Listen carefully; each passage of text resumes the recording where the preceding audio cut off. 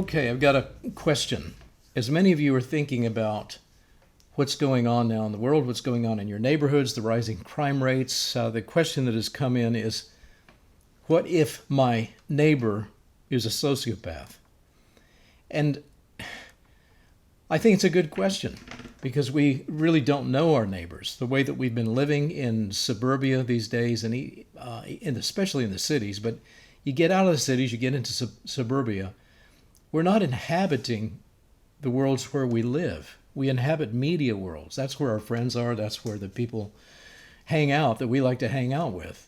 We might hang out at Starbucks. We might hang out at the office. But where we live most of the time and where we sleep at night are places that are really strange to us if we were to venture out and try to explore the neighborhood. And things are different than they once were. And not too long ago, front porches were actually, houses were designed for family living. Front porches were designed for neighborhood living, and conscientiously so. The architecture was actually designed to facilitate neighborliness and conversation and front yard interaction. And you can still find houses that are built like that now. And sometimes people, if they're not so stuck on their interior with the air conditioning, they'll be out on their front porches and be able to talk with each other, take walks at night, get to know each other. But when you look at the average neighborhood that many people are looking to try to invest in, to buy in, more respectable kinds of zip codes, people don't know each other at all. You can drive your car with your tinted windows right into your automatic garage door and be inside and never see anyone. You can do your laundry inside. You can dry your laundry inside, never go outside and hang your laundry up as people used to do. And so what will happen if your city goes into crisis and you don't know your neighbors who could be your lifeline to help? How will you live? What happens when deprivation begins in earnest? I mean, just in a few days into the lockdowns and into the quarantines, the city where we used to live, San Antonio, Texas. I moved my family out of there about a decade ago into a more rural area. But looking back at the news there were aerial pictures of lines of cars, 10,000 cars long, looking to try to get into a food bank, try to access the food bank, because they were running out of money, the stores were running out of food at the time, and it was difficult for them to find what they needed. And so what if someone does come to your door in your neighborhood? How will you know if he's a salesman or not? How will he present himself? Is he a hungry beggar? Might he be a looter? Might he be a criminal? Might he be a psychopath? How are you going to be able to tell? And if you did need help, how would you deal with a situation on your front porch?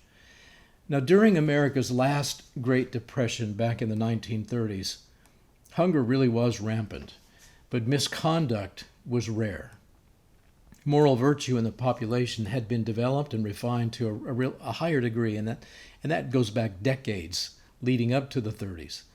The people who were born in the 19th century had a very refined understanding of how people relate to one another. It was a more polite society. It wasn't that much, longer before the 1930s that Americans would and could walk around with 6 guns on their hips. And the saying was, an armed society is a polite society. Why? Because you don't want to make that guy angry who's got the 6 gun. And so it was polite. And not just because of that, not just because of fear that you might get gunned down in the street. People respected one another to a level of honor and respect that they learned when they were young. It's really interesting that women in the Wild West, in the Old West, when you read stories, actual first account histories of what happened back then, the women were not afraid of the men.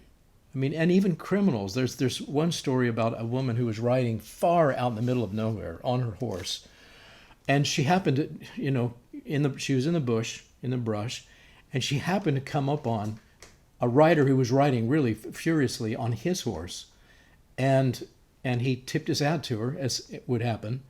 His horse was tired. His horse was sweaty. He easily might have been able to just jump off his horse, steal the horse from that woman, and leave her, hanging in the middle of nowhere, which could have been could have exposed her to exposure and death. He could have done anything to her, but he treated her with respect and said goodbye, ma'am, and went on his way. She found out later that he was a criminal running from the scene of a crime, and was treated and remarked about how politely she had been treated by this guy, and that was just simply normal. And especially married women could be expected to be treated very respectfully. Now, criminal conduct did happen there back then, yes, and criminal conduct did happen in the 1930s also, but it was rare when it did happen. I'll tell one story. When the Depression did hit in 1929 in September, many people were wiped out of all the savings and investments they had. And one couple, a real-life couple, Almanzo and Laura Ingalls Wilder, were two who were. They were in their 60s at the time. And as a brilliant fallback position, Laura, she was 62, started writing these books, Little House on the Prairie, and these are true accounts of her growing up. This is On the Banks of Plum Creek. This one is the Long Winter. Many of you have seen these and possibly even read them to your children. We certainly did read them to our children. And the books provided enough royalties for the Wilders to get back on their feet. And these heartwarming stories of her childhood reveal a moral universe in frontier America which was consistently upright. And the stories are true accounts of the people that she knew, the way that the communities began to develop. And in the beginning, Little House on the Prairie, there weren't any houses. They lived in a sod house. Little House in the Big Woods, they lived in the big woods. And Pa preferred not to be around all that many people, but people were coming in and building out the community. They got to know more people, and then they lived in a village, lived in a town. And might there have been occasional sociopaths or psychopaths in the area? And the answer is, yes. And even though a story like that would not have been included in these stories about her childhood, we do know from another story that she did write for a periodical back then in the time. There was one. And let me tell you how it played out. Pa had to gather a posse of men to go after this criminal in the area who had set up a small hotel for travelers migrating west from back east. It was the Little Hotel on the Prairie. And it became clear when travelers made it no farther west than the criminal's establishment, this sociopath was murdering his guests, robbing them of their wealth, and burying them on the nearby grassland. And so Pa and his neighbors made certain that the situation was investigated. You can't just have raw vigilante justice. You have to investigate a situation, check it out, and find out what's wrong, and then form the law and order in your own community. If there's no law there, no jail, no judges, no sheriff, you're going to have to build that at some point. And I think some communities in the United States are going to have to rediscover what that looks like in our time. And certainly it had to happen in all these little villages and towns that were set up on the frontier west as it went. And at this particular point, the men of the community had to come together and figure out how we're going to solve this problem. They made sure that the man was guilty, and then they made sure justice was meted out against this guy.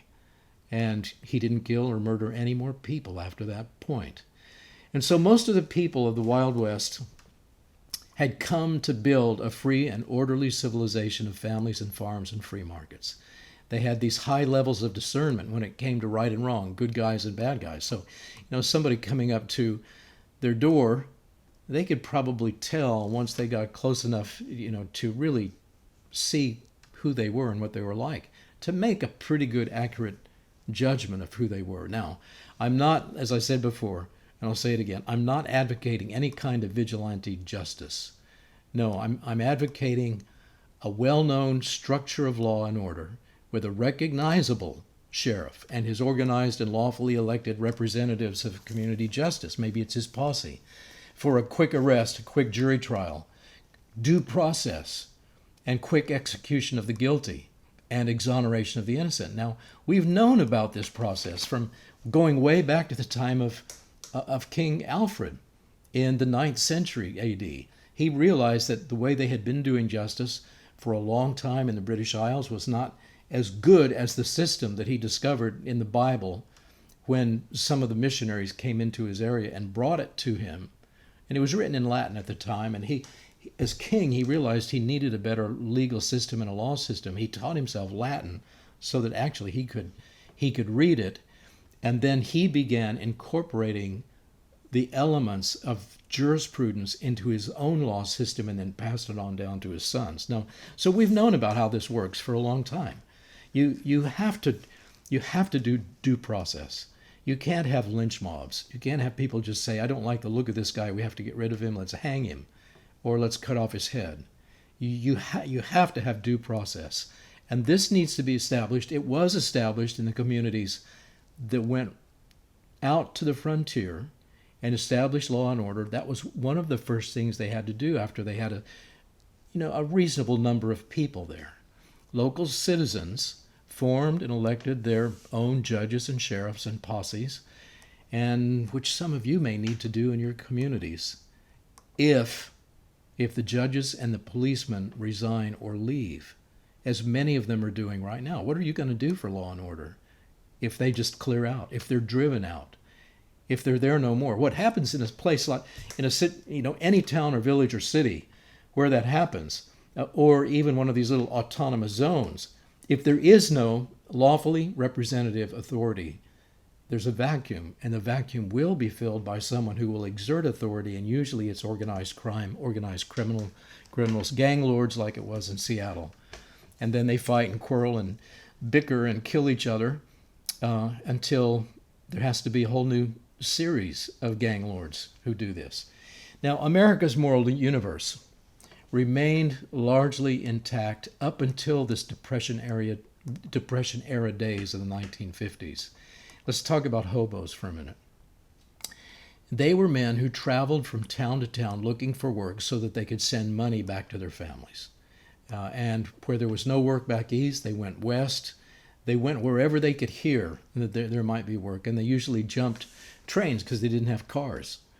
And there were very few cars on the road, but the trains were still moving, so that they would jump the trains, ride the trains to the next place where there might be. And so they lived along these rail lines. And American housewives, even in remote farming areas, and this is the 1930s, they had confidence that they could trust a strange man who showed up asking not for a handout of food or money, but some kind of payment of food. Well, usually it was food. Just a little bit of cornbread and some coffee would be fine, in exchange for some work, some chores that they could do.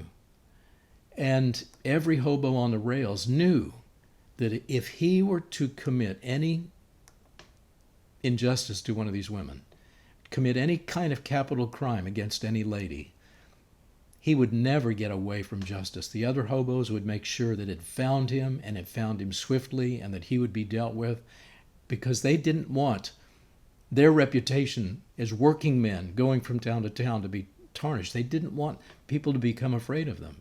And so they maintained their own system of justice. And because it was well known all up and down the rail lines, how many times do you think these hobos would risk their lives to do something criminal or unjust? It was almost unheard of. But did it happen? Only very rarely and occasionally it did. But because of this strict enforcement of justice among the hobos, it almost never did. And so as a result of this code of moral certainty, women had no fear of hobos. They respected them for being self-governing providers and self-governing protectors. They were there to try to get work so they could send money back to their families because they were family men. Most of them were family men. But it's now 90 years on, right? Many of today's men have been holed up in their basements.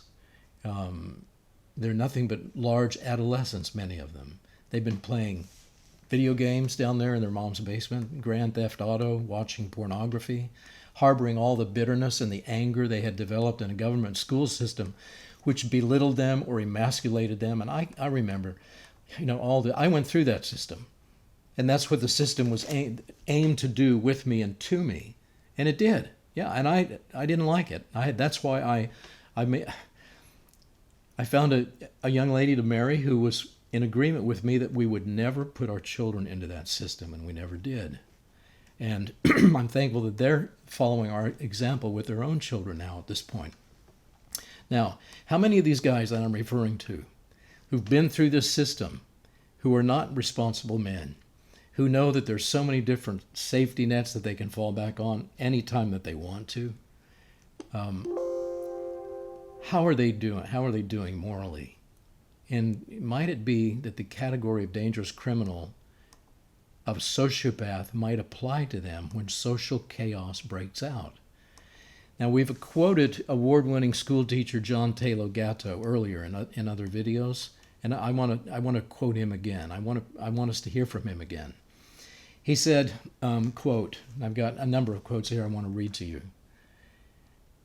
He, again, is that author of the book, The Underground History of American Education. Many of the quotes have come from this particular book. He says, quote, "There isn't any way to grow up in school. School won't let you. As I watched it happen, it takes 3 years to break a kid." And he's writing about his experience as a teacher. "It takes 3 years confined to an environment of emotional neediness, songs, smiles, bright colors, cooperative games. These work much better than angry words and punishment. Constant supplication for attention creates a chemistry whose products are the characteristics of modern school children." And then he says these are the characteristics of the modern school child. And I think all of you who've been in the system will think back on your friends and realize there's an awful lot who fit into these categories, these characteristics: whining, treachery, dishonesty, malice, cruelty, and similar traits. Ceaseless competition for the attention of the, in the dramatic fishbowl of the classroom. I have never seen this dynamic, he says, examined in the public press, not in 50 years of reading the public press. And this is the teacher, John Taylor Gatto, New York Teacher of the Year on a number of occasions. And then he goes on to write, "This is a great mystery to me because of thousands of humane, caring people working in the schools as teachers and aides and administrators, but the abstract logic of the institution overwhelms their individual contributions." He's made this point in a lot of his writings. The problem is in the system that was developed and why it was developed and for what purpose it was developed. And of course it was going to recruit sympathetic people to want to come work in the school and take care of the children, make them better and smarter, but it was not designed to make them better and smarter. He says, although teachers do care and do work very hard, the institution is psychopathic. It has no conscience. Okay, and that's what he's saying. And so John Taylor Gatto knows the definition of the psychopath. And there are about 30 categories, typically in the scientific literature about what is a psychopath. And one of them is he's a person or she is a person who has no conscience and who operates with no conscience. And so he goes on to write about the institution, and he says, "It rings a bell, and the young man in the middle of writing a poem must close his notebook and move to a different cell where he must memorize that man and monkeys derive from a common ancestor." It's just one example that he's giving, which makes us sociopathic and psychopathic. He says, going on, "A social machine has been constructed which, by attaching purpose and meaning to essentially meaningless and fantastic behavior, will certainly dehumanize students." How many of your friends did you see for whom that was becoming a truth and a reality?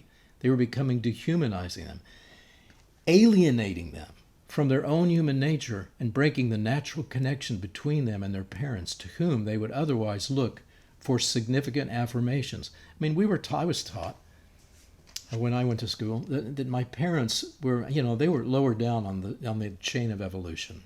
I was superior because I was newer to the world.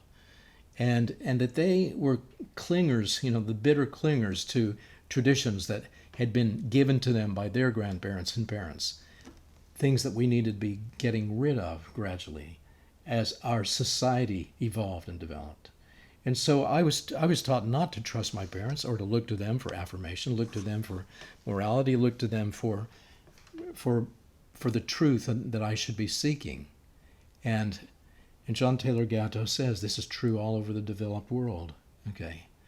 And so when war broke out in the developed cities of Bosnia in the 1990s, I want to tell you now a different story. That's the end of the John Taylor Gatto quotes.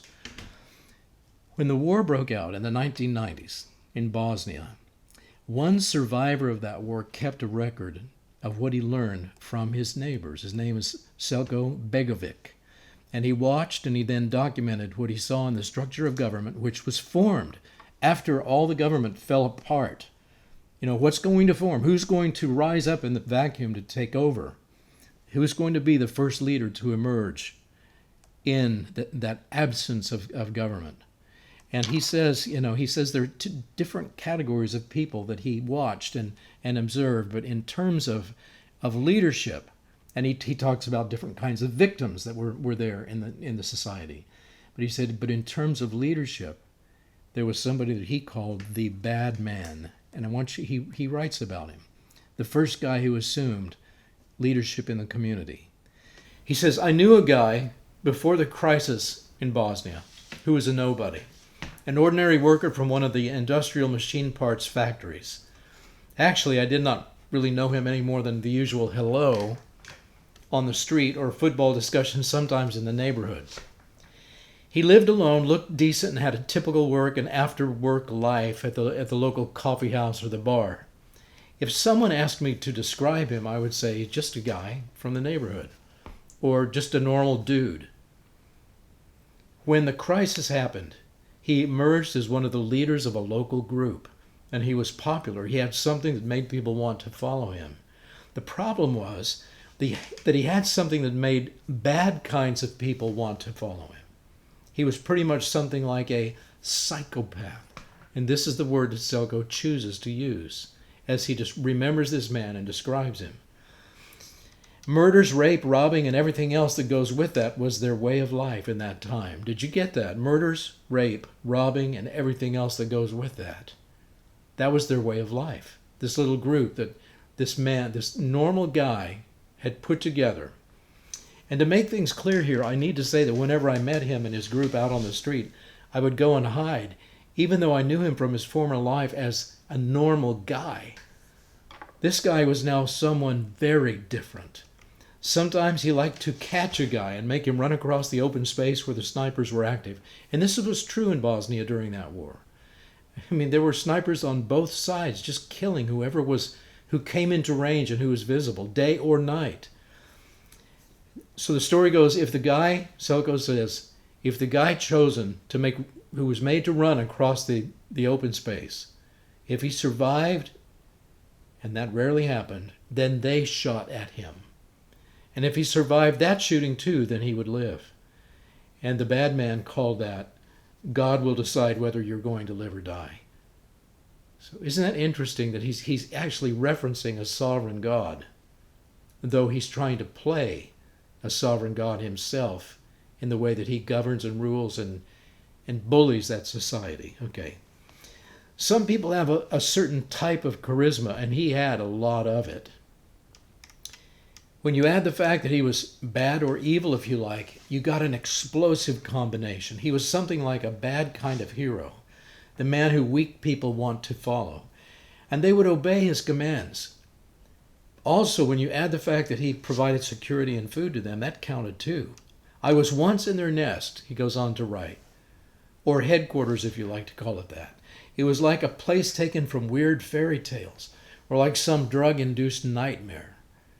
On the ceiling there was a big disco ball, and on the wall there was a big target drawn with paint with holes from bullets. Some women were lying on the couch giggling, high or drunk, and they were watching me. On the floor in one corner, one man was lying. I was not sure if he was dead or alive, whether he was drunk or just sleeping. I passed around him carefully. I was wearing and then this is really interesting. He said he was wearing a certain expression. He describes it as my I do not care look. Because in a situation like that, if you showed fear, you may find yourself in a bad situation. For example, these guys could make a practicing target out of you just for fun. Also, to look too bold was not a good idea.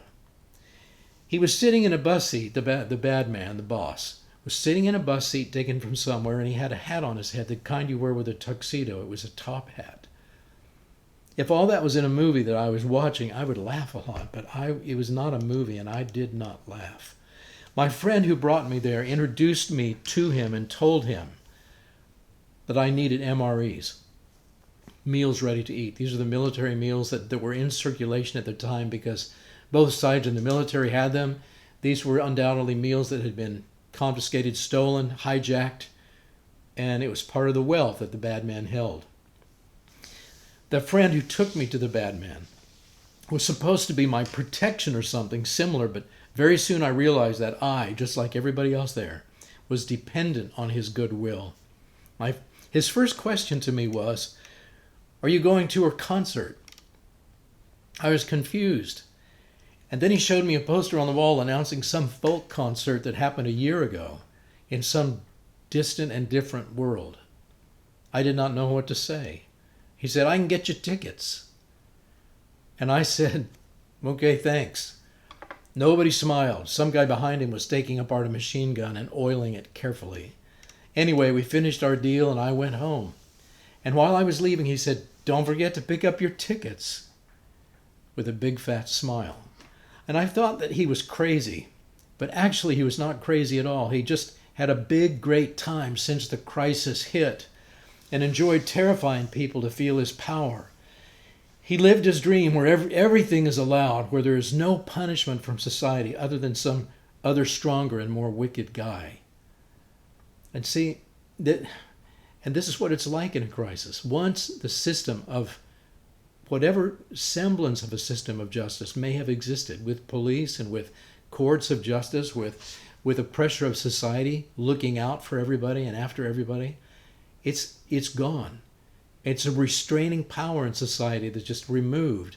And then only those who come out and have the power to fill that vacuum will fill it, and will it be good or will it be criminal? Will it be wrong? There's nothing, Selko writes, there's nothing deep and philosophical in that guy's behavior and mindset. He was just a normal guy who turned bad because he loved power and was in a world without rules where he could play. And he had this particular idea of play, hurting others, showing his power over others, controlling others, manipulating others. He lived on the bad side and lived a fast and evil life. He liked that crisis situation. But the crisis did not create that guy. He was there all the time. His real character just waited for the crisis to come, and then he went out to play. After some time, he ended up stabbed to death, and then his body burned. And Selko says, "I also knew the guy who did that, and he was even worse than the first bad man." Now, this guy was not alone. When the crisis came, a whole bunch of weird and sick folks emerged. The point is, you never know what kind of people are living around you or even with you, he writes. And to make things worse, as I said, this guy was something like normal, the normal guy before the crisis happened. And besides those normal guys who turned bad, there is a whole army of scum and criminals who are just waiting for the crisis to happen so that they can go out and be something like small dictators. And this is just what it is. This is what dictators are like. This is who they are and what they like to do. The wielding of power, mainly just to have power over others and to wield it and to inflict terror on them and to terrorize them so that they will follow you and yield to your power and offer you some sort of corrupt respect. He says you can be sure that they are perfectly prepared for this opportunity to be these little dictators. They already live in their own version of a criminal crisis with their rules. And this is, when I think of the guys who spend so much time playing, video games, they're living in these creative worlds of their own making that are criminal. You get more points for being more creatively criminal in these worlds, and they live there, they think about it. They go to bed thinking about it. They wake up thinking about it. They talk about it. They connect with their friends who want to play this kind of a game. When the real crisis happens, they're just going to be ready for it. They're going to jump out fully organized and ready to take over. They're going to go open and be very mean. And when he writes this, I'm reminded of what we read about after the Hurricane Katrina in New Orleans. And when there was a particular point one afternoon where the water broke over the walls of the dikes, it was coming in, and it was at that point, every man for himself. The police just left. And it was almost like all these bad guys knew that exact moment to rise up, gather together, and start taking advantage of the situation. There was a lot of looting going on, but the most troublesome fact and the point and target of looting was when they went after the 12 hospitals in the area. 3 had been closed because of high water, but the 9 others were just simply available because there was no security, no police looking after them. So these gangs of criminals would bust in after the drugs. That was their first and foremost target. When the drugs were gone, the second wave came in to get the flat screen televisions and then left. And then the third wave came in to get anything else that was not bolted down. And then came in a fourth wave that was getting anything that was bolted down. And then after that came the most cruel of all, the fifth wave of criminals who came in to prey on the patients who had been deserted by the staff to do cruel things that I won't discuss here in this video. Okay. I was surprised, though, says Selko, about them going, the gangs going cruel and very mean, as he says. He said, I was like, why are there so many mean and bad folks suddenly? The answer is actually simple, he tells us. Bad people are all around us. Some of them are aware of the fact that they are bad, like organized crime members and gangs, etc. Others are going to see the crisis like their chance to fulfill their secret wishes and indulgent power over others. So no doubt, once the crisis happens, and he's warning us because he can see what's going on around the world, with the collapse of the economy, with the chaos surrounding the pandemic and how it's to be controlled, and by whom, and for what reasons, and now the riots. So no doubt once the crisis happens, you'll run into a bad man from time to time too. And that's the end of his account. And so what are we to make of this? Well, number one, we can thank him for showing us what he knows, writing about what he knows. And so let's go back now to the original question. What if my neighbor is a sociopath? It's a really good question. Well, let's think about it. If he has been watching American television, if he's been going to American schools with the agenda, which teaches the curriculum of amorality, which means, higher order thinking skills, that, students need to be brought to a point where they realize there really is no such thing as right and wrong. That's how it was defined in the 70s and 80s. Those were the higher order thinking skills that were supposed to be given to the students of the American public education system. No absolute standard of right or wrong. Now that kind of a conscience is going to be put into the student. And what if your sociopath has that? What if he does really truly live in a different universe, a different moral universe where there is no standard of right or wrong? Or he's the one who gets to make it. He's the sovereign power who gets to play God and decide whatever he wants is right and wrong. And then this puts him squarely in that official professional category of sociopath and also psychopath. So what is your neighbor like?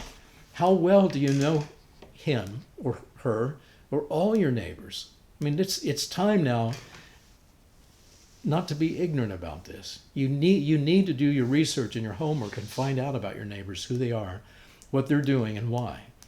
Is this guy that you may be wondering about, is his mindset to really just look out for number one and to do whatever he needs to do to survive, to exploit whomever he needs to around the community just to survive, using whatever methods of force and means of force that he may have just to survive? And I've heard guys talk about this, men that I never would have expected to say things like, yeah, I've got my AR, I've got my ammo for it. And when the crisis comes, I'm going to be well fed because I'm going to be able to just take whatever I need to from whomever I need to survive. So what about your neighbor? What's he like? What's he going to be doing? Will he just be going after whatever he wants, however he wants? Or will he be willing to pitch in and help your community get through the crisis by contributing everything he can to the other neighbors on what they're doing, what they're trying to do, what you're trying to do, to help others? Now, most of us, we have to admit this, who attended public school, we actually learned to be psychopathic just to get through it. Remember, we've quoted John Taylor Gatto on this channel, who said the system is actually built to be a psychopathic system in itself. So what is now, I'll ask this question, what is the formalized academic list of what makes a psychopath?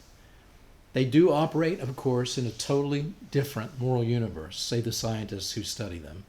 And it's different from the Western moral universe built on the virtues of Christianity that we inherited, going back to King Alfred in the 900s. I mean, we've had 1,500 years of good moral progress in trying to establish a system of morality that would be consistent. Now, according to the list, and I want to read some of this to you, the sociopath is a dangerous man who has the following vices, and usually quite a number of these vices. The different lists are, they vary from list to list, but they're roughly approximately the same. The sociopath has, top of the list, a glib and superficial charm to him. How many people do you know, can you think about from your school experience who may have had that? Number two, he has a grandiose estimation of himself. It's an exaggerated high estimation of himself. He has the need for stimulation. He has a pattern of pathological lying. He has a cunning manipulativeness about him. He has a lack of remorse or guilt.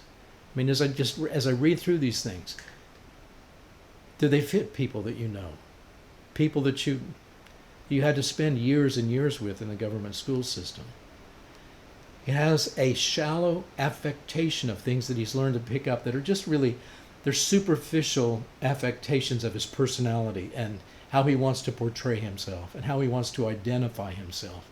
There's nothing deep about it. He's learned it from somewhere, from a television show or from one of his heroes in the popular media. Next is on the list is he has callousness and a lack of empathy.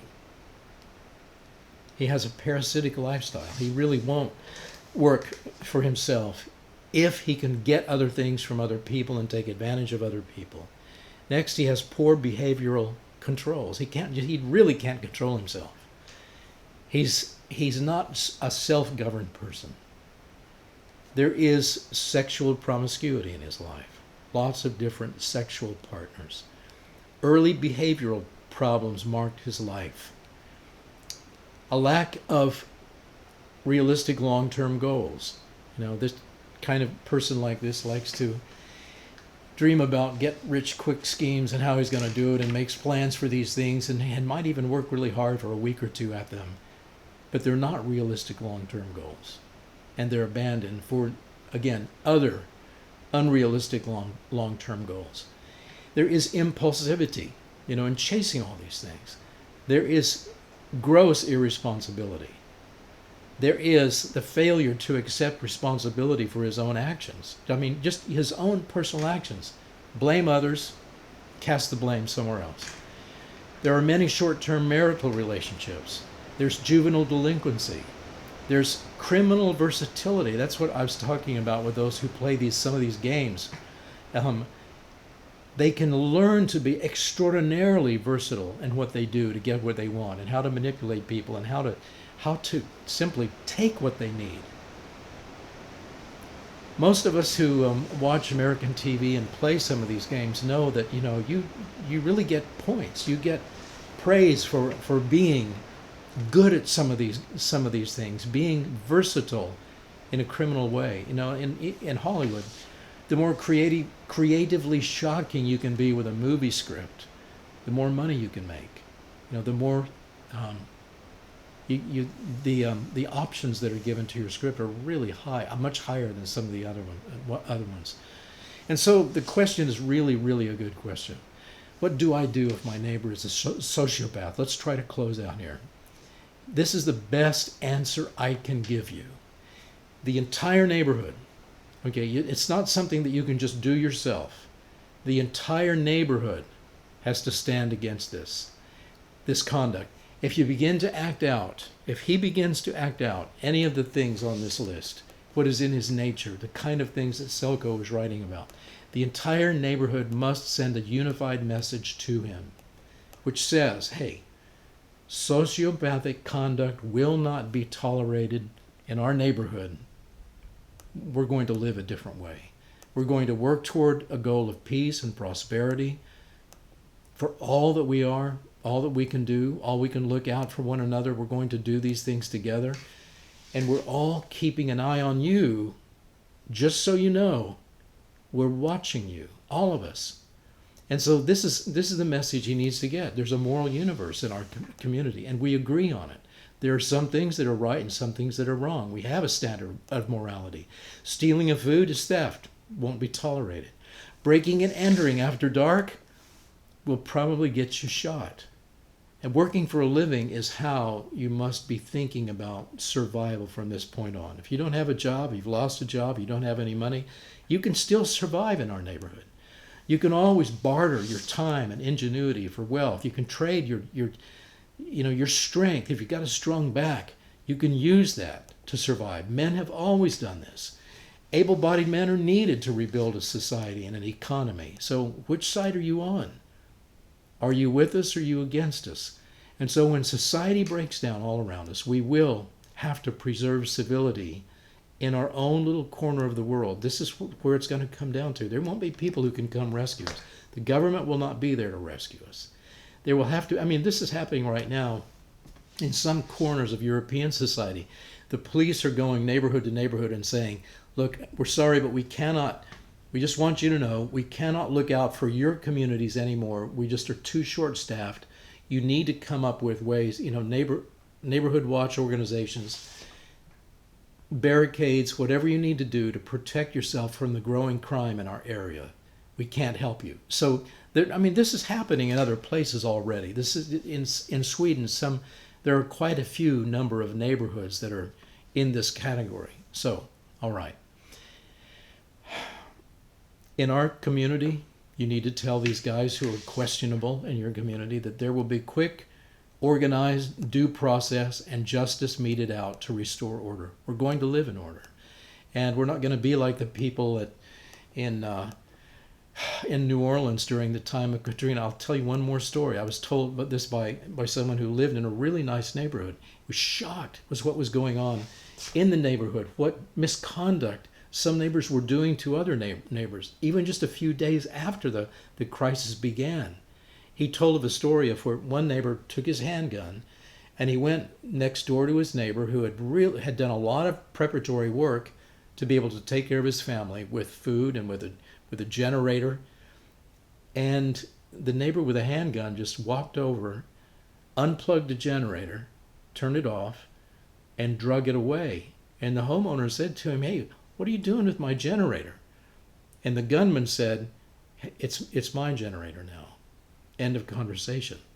And he just was dragging it and dragging it over to his home. But before he got there, he had a high-powered rifle round to the back of his head and lay dead on his own lawn.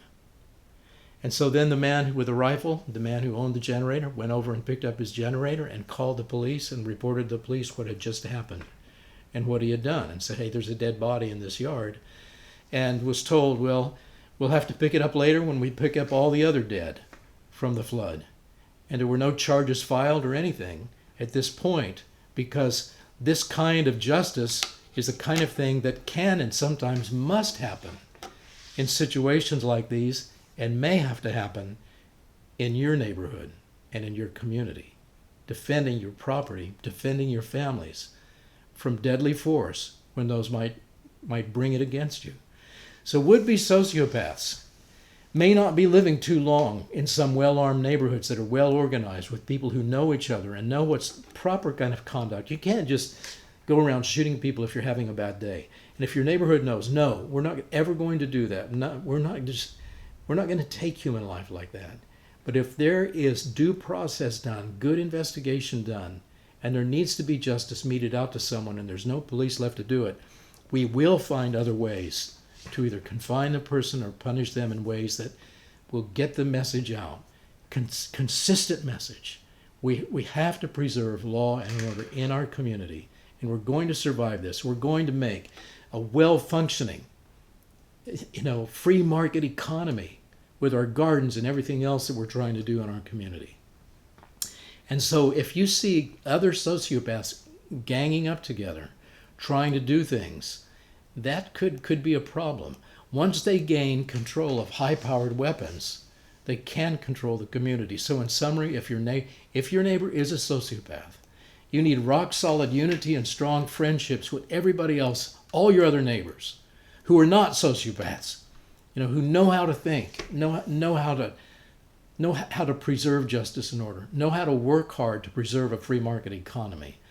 And all of you will be needing, yes, better personal weaponry than the bad guys will have.